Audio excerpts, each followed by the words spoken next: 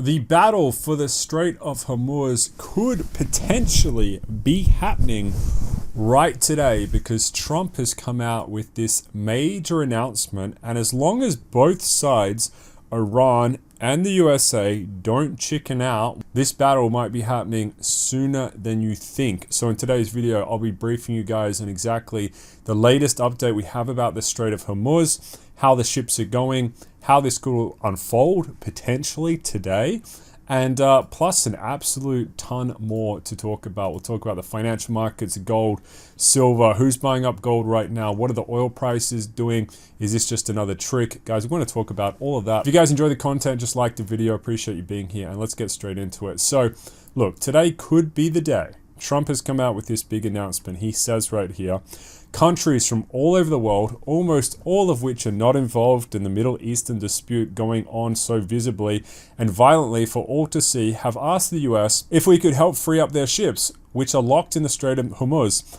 on something which they have absolutely nothing to do with. They are merely neutral and innocent bystanders. For the good of Iran, the Middle East, and the United States, we have told these countries that we will guide their ships safely out of these restricted waterways so that they can freely and ably get on with their business. Again, these are ships from areas of the world that are not in any way involved with that which is currently taking place in the Middle East.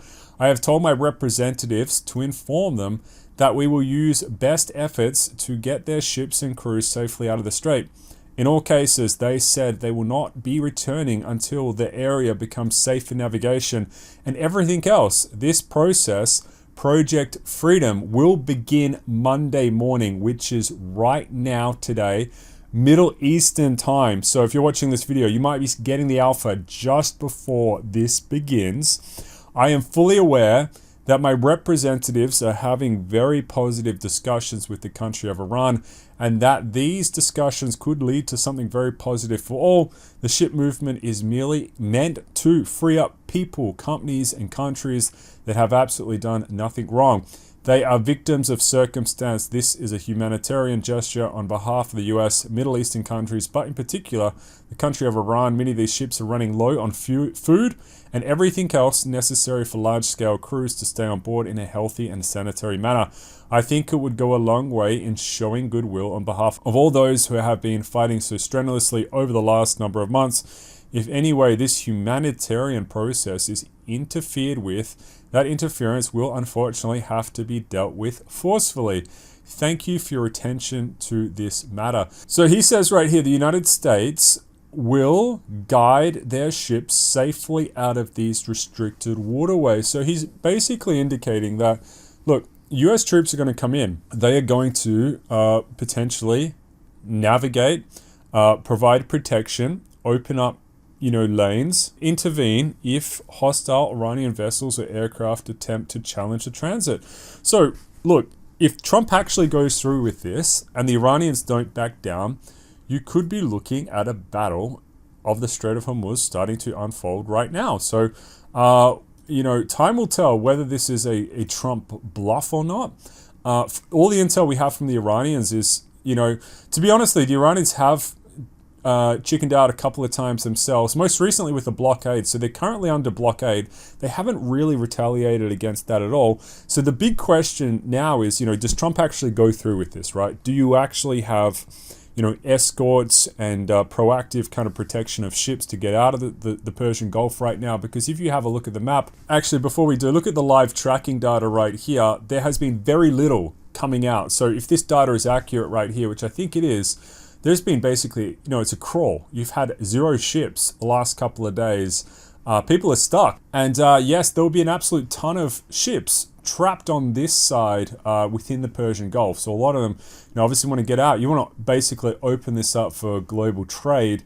And we're just going to see, what happens right here. So does Trump actually go through with this? Do US ships proactively try to protect, escort, all that important stuff? Or is this just a big nothing burger? That's something to watch out for. The Iranians do seem to, will they actually retaliate this time? They haven't really retaliated against the blockade yet. So remember, they're still under big blockade, the Iranians. You might have, a ship every now and then escape the blockade, but effectively, this whole area has been blockaded. So they are under an economic chokehold currently.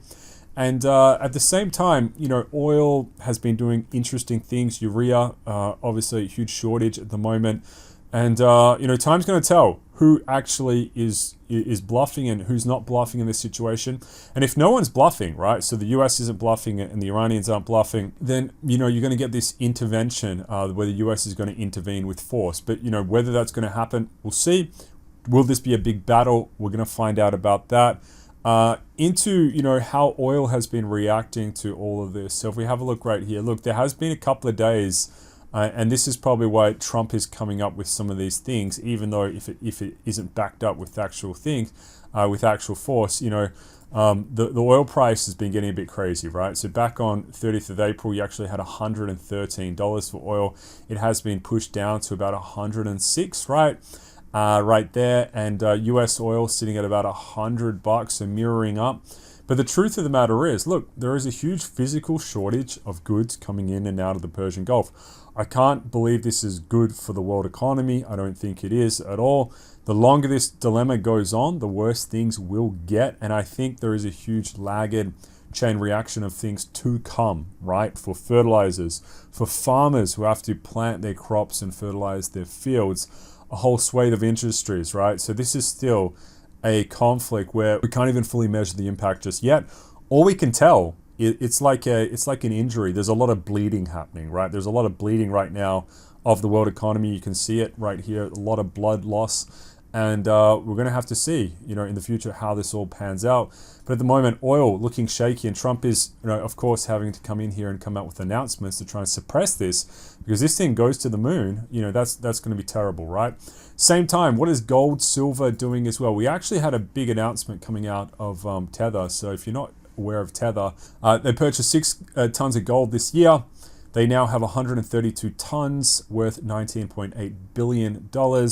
And they're going all in on gold. And remember, the way gold to some degree works is it's almost like another form of money supply. So you have, US dollars, you can have Australian dollars, UK dollars. But the problem with them, the governments generally run by, bad people who print out lots of money, debase the currency. Gold, you can't really debase it, right? Yes, you can mine some more, but it is limited. It is finite. So it's a different store of value right there.